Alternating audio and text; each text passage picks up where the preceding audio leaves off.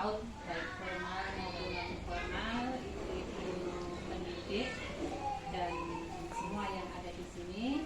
Pertama-tama marilah kita panjatkan puji syukur kita kehadiran Allah Subhanahu wa taala yang mana pada siang hari ini telah memberikan rahmat dan hidayahnya kepada kita, sehingga pada siang hari ini kita bisa sharing bersama, kita bisa bersilaturahmi dalam acara kegiatan pada siang hari ini. Tak lupa salam dan sholawat kita junjungkan pada junjungan kita Nabi Agung Muhammad SAW, keluarganya, sahabatnya, dan akhirnya kepada kita semua. Perkenankanlah pada siang hari ini kita akan sharing bersama, kita akan memecahkan masalah kita bersama, kita akan apa istilahnya nguncei, apa istilahnya nguncei? Mengenal diri sekolah kita. Di situ kita apa itu wadah sekolah itu namanya ekosistem. Tesih kemutan mboten ekosistem riyen pas sekolah. Ekosistem niku napa? Di sana ada ekosistem adalah sebuah tata interaksi antara makhluk hidup dan unsur yang tidak hidup dalam sebuah lingkungan. Sebuah ekosistem mencirikan satu pola hubungan yang saling menunjang pada sebuah teritorial atau lingkungan tertentu. Jadi diibaratkan sekolah itu sebagai ekosistem, gitu. Sekolah adalah sebuah bentuk interaksi antara faktor biotik. Biotik itu adalah makhluk hidup, dan abiotik. Abiotik itu tidak hidup. Nek dulu saya ngelingan ki nek A tidak abiotik berarti ora urip. Kedua unsur ini saling berinteraksi satu sama lainnya sehingga mampu menciptakan hubungan yang selaras dan harmonis. Nah, dalam ekosistem sekolah, faktor-faktor biotik akan saling mempengaruhi dan membutuhkan keterlibatan aktif satu sama lainnya. Nah, di sini di sekolah lembaga kita sudah punya dua modal. Modal yaitu faktor biotik dan faktor abiotik. Nah, di sini yang di tempat saya mungkin oleh Bapak Ibu beda-beda ya. Kalau biotik itu contohnya apa, Bu? Biotik di dalam sekolah kita. Murid, pendidik, staf, kepala sekolah, masyarakat, orang tua wali, masyarakat sekitar ya. Atasan kita dinas pendidikan ya, pemerintah daerah iya, pengawas masuk dinas ya, ada pengawas, penilai itu sudah masuk dinas pendidikan. Mungkin ada biotik yang lain selain itu.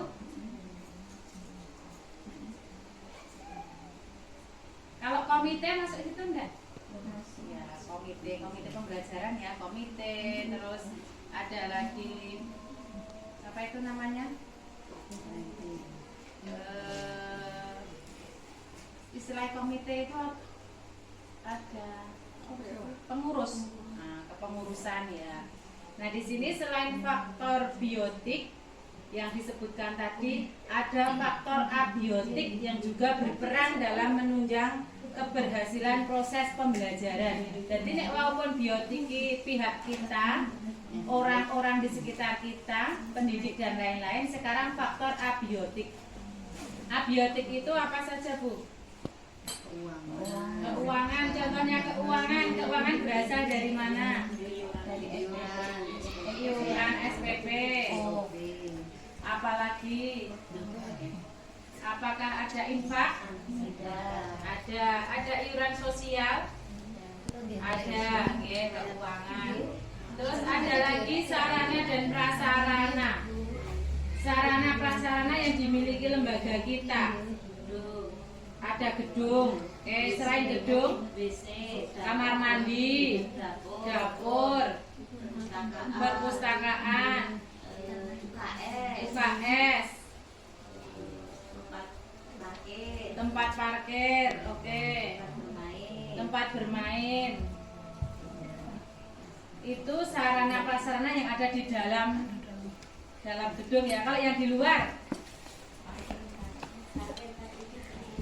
selain parkir, ada lagi. Apakah ada halamannya? Halaman. Selain halaman, adakah pagar? Apakah ada selokan? Apakah di sekitar kita ada kebun? Kebun. Apalagi ada yang di pinggir sawah? Itu juga masuk sarana prasarana di lingkungan alam kita. Nah, di sini ternyata kita bisa memanfaatkan, mengoptimalkan sumber daya yang ada di sekitar kita. Contohnya, ketika ada kasus, saya tidak bukakan videonya aja ya. Itu ada kasus seorang kepala sekolah itu sudah pesimis ya. Untuk tahun ini kita tidak bisa mengadakan akhir tahun, tutup akhir tahun karena dananya cuma sedikit. Lalu guru-gurunya juga kan ya segala sesuatu kan butuh biaya. Ada guru yang bilang ya pengeluaran kita banyak, nggak ada uang masuk dan lain-lain sebagainya. Harus mementaskan anak juga perlu latihan, perlu biaya untuk sewa kostum dan lain-lain. Itu untuk kasus pertama. Terus untuk kasus kedua itu ada seorang kepala sekolah juga itu yang intinya memberikan pertanyaan pemantik kepada pendidik. Bagaimana kalau sekolah kita akan mengadakan tutup tahun akhir sana, tetapi dana kita cuma sedikit dan kita sebisanya harus memberikan peluang kepada anak untuk panggung gembira, begitu intinya. Nah, di dalam percakapan video tersebut ternyata semua guru itu punya ide masing-masing. Contohnya seperti apa Bu idenya? Punya, oke, kita libatkan wali murid, kita libatkan masyarakat sekitar. Karena persewaan panggung itu sangat banyak sekali uangnya. Kira-kira solusinya bagaimana? Membuat panggung sendiri ya, memang di video itu juga membuat panggung sendiri pakai meja ditumpuk-tumpuk gitu ya. Terus kalau tenda itu butuh uang yang banyak, kira-kira solusinya gimana? di dalam ruangan kelas. Di dalam ruangan kelas. Kebetulan di dalam video ini menggunakan aula tempat perdukuhan. Jadi kan di sana tidak sewa. Terus untuk sound system bagaimana? Kita libatkan wali murid ya. Kita libatkan wali murid. Nah ternyata dari suatu permasalahan itu bisa kita selesaikan dengan ide kita, dengan aset yang kita miliki.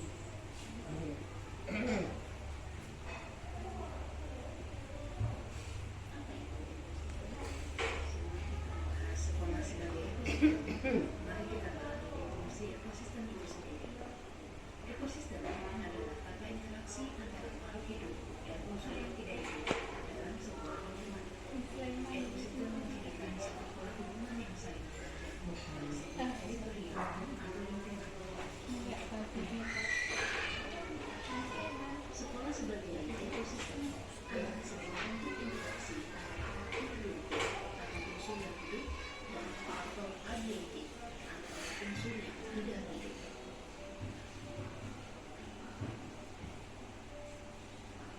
Apa sajakah unsur-unsur politik dalam ekosistem sekolah?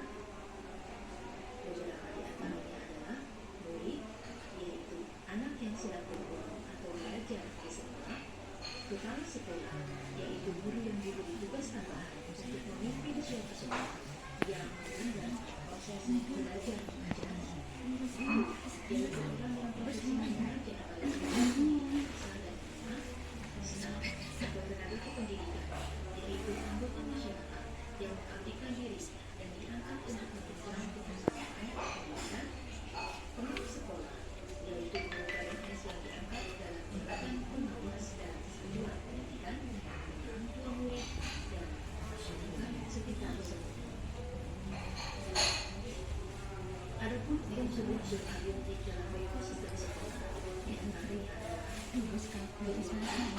yaitu semua sumber daya yang dimiliki oleh sekolah yang digunakan untuk keberlangsungan.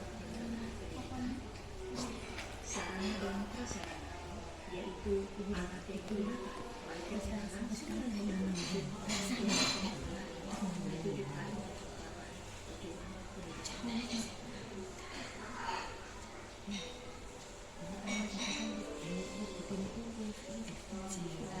Kemudian tadi ulasan tentang ekosistem aset yang kita punyai di lembaga kita.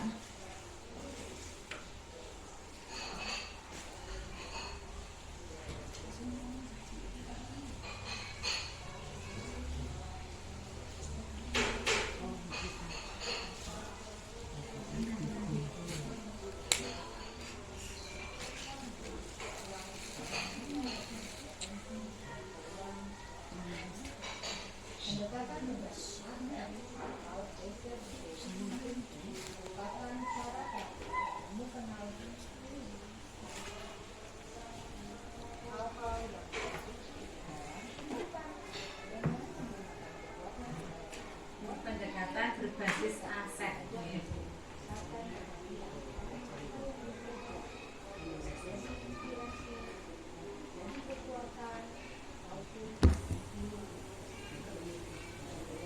Bluetooth mode.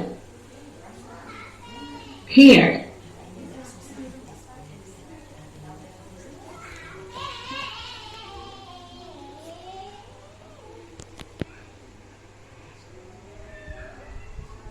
Nah, di sini fokus pada masalah dan isu. Disconnected.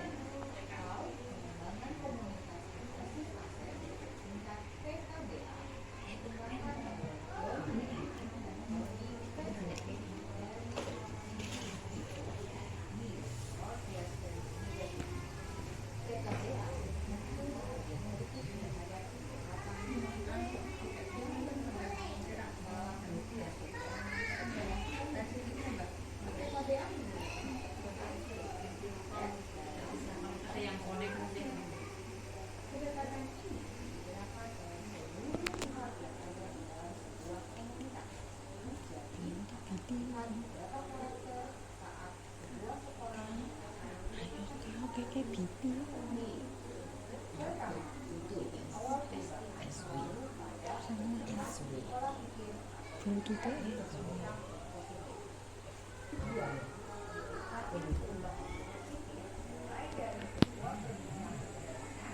Here.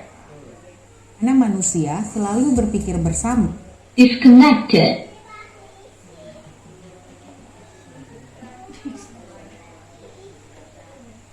Here.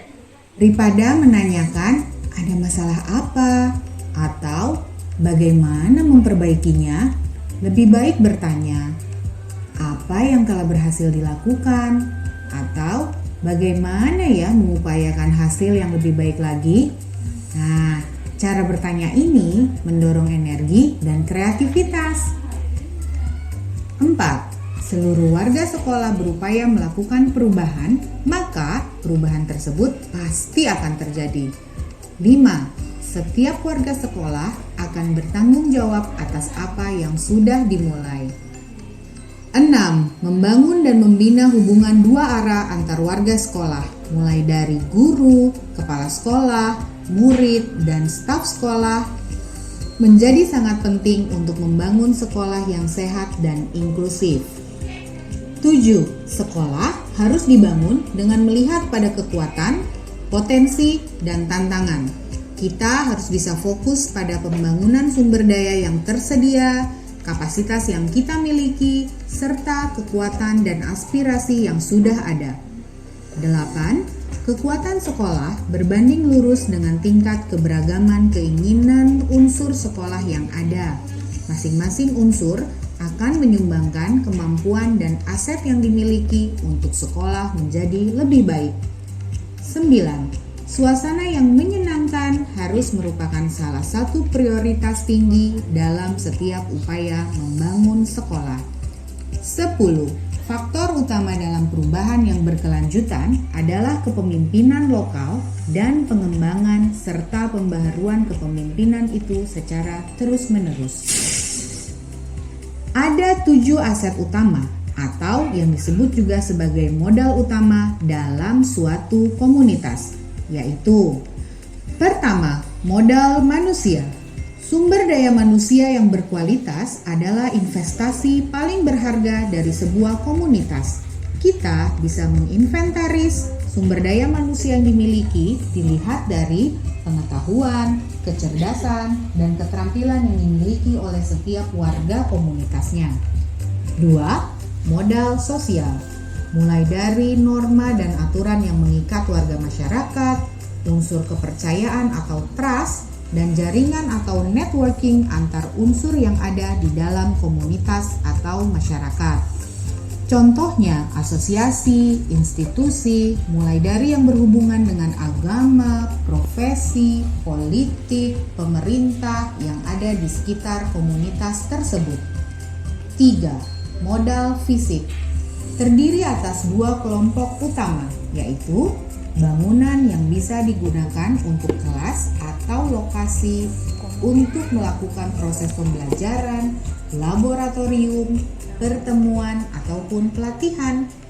Infrastruktur atau sarana prasarana mulai dari saluran pembuangan, sistem air, mesin, jalan, jalur komunikasi, sarana pendukung pembelajaran, alat transportasi, dan lain-lain.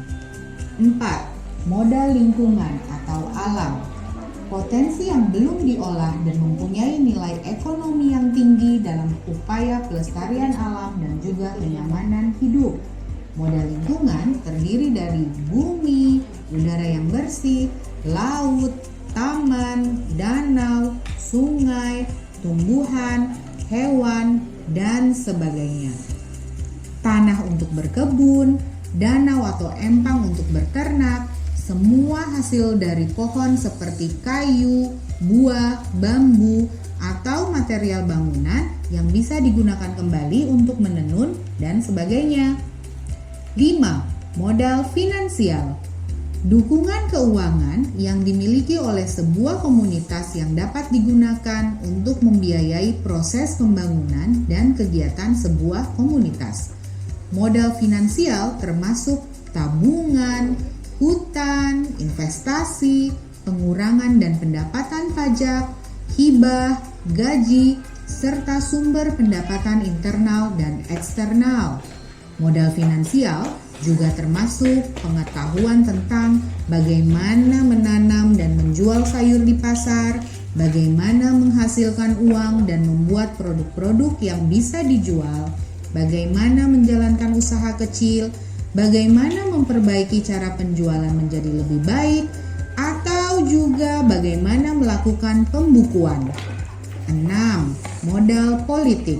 Modal politik adalah ukuran keterlibatan sosial. Semua lapisan atau kelompok memiliki peluang atau kesempatan yang sama dalam kepemimpinan.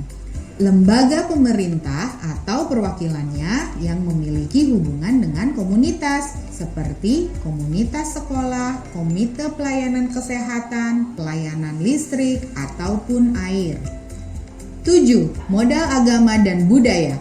Identifikasi dan pemetaan modal agama dan budaya merupakan langkah yang sangat penting untuk melihat keberadaan kegiatan dan ritual kebudayaan serta keagamaan dalam suatu komunitas, termasuk kelembagaan dan tokoh-tokoh penting yang berperan langsung ataupun tidak langsung di dalamnya.